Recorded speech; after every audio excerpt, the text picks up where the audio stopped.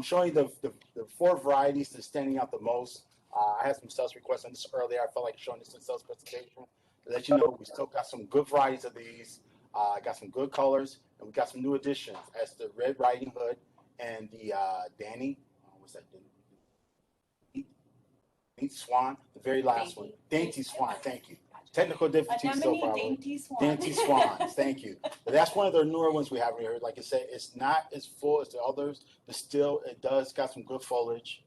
And as you can see, it is got some buds and flowers on them. So if you're still looking, I got some customers with some flowers. These are the four varieties you probably want to choose from.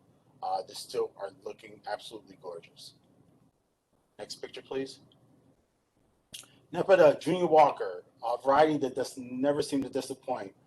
The great thing about these is you can trim these, and they, especially during summer, they're very fast, vigorous growers. They come out very. We got a good rotation. This is our last trim rotation for this variety. As you can see, it is can full.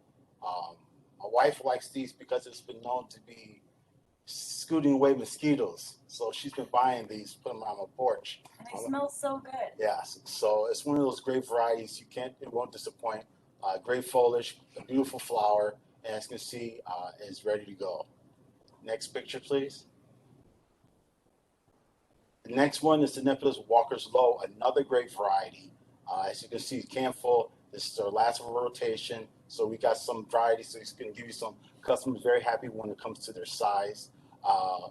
Great for landscaping and everything like that. And like I said, beautiful flowers. And like I said, for these varieties, you could trim them as many as you want, as much as you want during the course of the year, especially during summer. They're fast, vigorous growers. So, like I said, good rotation still, good shelf life.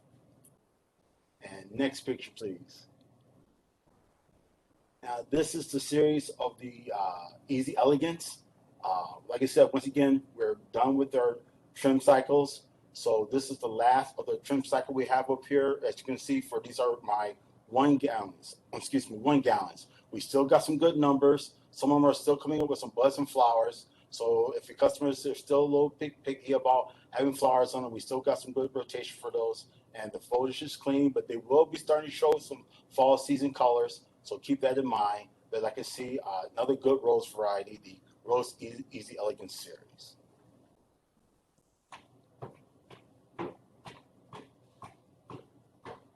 Now, as you know, we've been moving stuff from LG code to the current. The great thing about that is we can go ahead and put a lot of these hydrangeas.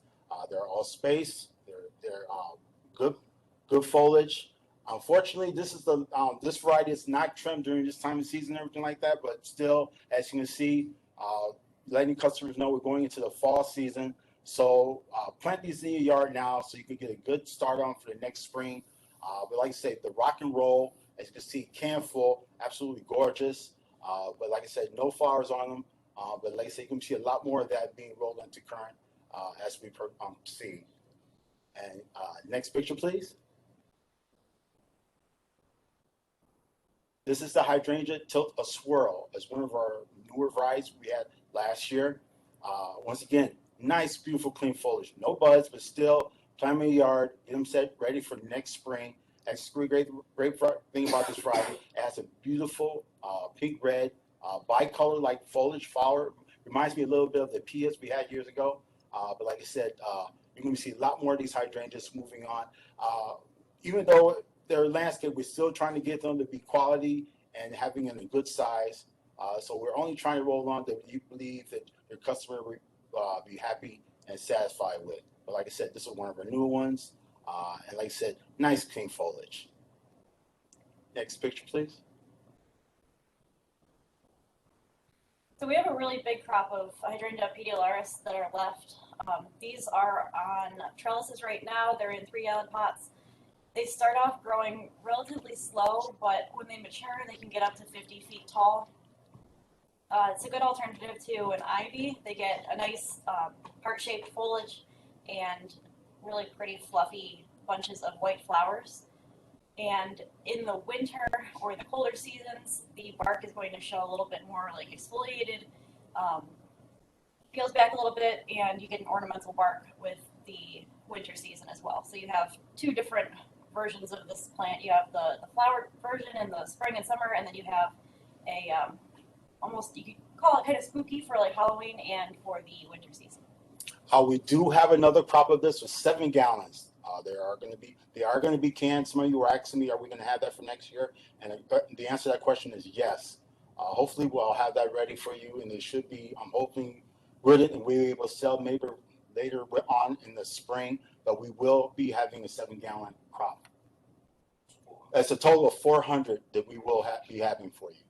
Just let you know. The picture in the middle shows our current crop. They do have a lot of new foliage coming through. No flowers on these right now, but the foliage does look really nice. Next picture, please. Something that everyone asks for every week. I think most of these are going to be in current now. The cans are still a little bit small, and no flowers on any of these yet, but zoned for 4B. So they're going to like the cold season, flower all through winter, and probably one of my favorite aspects of this plant is the bottom right picture is you can use these as container plants on your porch in the winter. So for me, I live in a log home with my parents, and something like this on our porch would look really cute. The great thing about Hello Boris, I mean, come on, people. A flower that blooms almost during the course of the winter. Come on, that is just so unique. I mean, I'm still trying to get over that, but still, we do have a nice crop for you. Nice mounting foliage, big leaves. Don't walk past them too fast because they're like razors. But when they do flower, really nice big flowers, almost leathery feeling because they're so thick. Next picture, please. We have a lot of hibiscus that are coming up right now from our last crop. One of the ones that I wanted to point out was the dark lavender chiffon. A little bit different from the regular lavender chiffon, darker flowers. But these they're very tall right now. They're probably about 3 feet tall.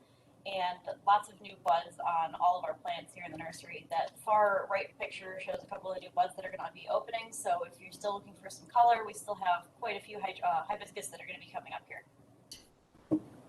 So this first one's a carryover from last week. This is Malice Adams. I believe it's a newer variety.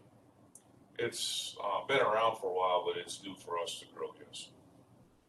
And this is also the 7-gallon to go with last week, like I said.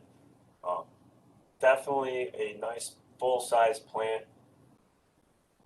Well over spec. I think they're only listed at 60 inches. As you can tell, they're tipping probably closer to 8 foot.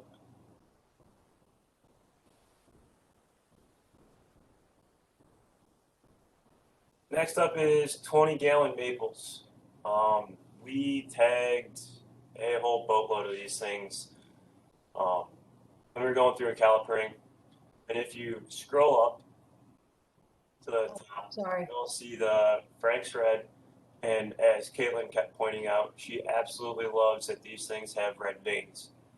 So the women around here tend to point out the details. And I just look at the whole plant. So that's just what makes it more fun. They're cute. I have a picture of it now as my background. Craig was out there yesterday looking at these things. He can attest to the size. If you guys have any questions, these are tagged as 1.5 inches. Some of them are closer to 1 3/4 inches. So you do get a really good buy when you are purchasing a 20-gallon. So don't be afraid to steer away from the 15s. This is a really good alternative and a relatively bigger plant. And the 20-gallon was put into production for a quicker turn on a tree at a lower price point. So As compared to the 25. yeah, as compared to your 25. So if you want, this is definitely, if you're looking for someone with a little bit bigger, better price point for them.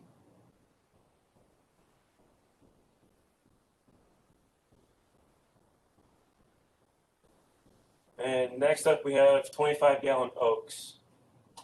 I know we don't talk about oaks a whole lot. They are popular, but we don't really see a whole lot of them going out at once. These are the 25-gallon Regal prints.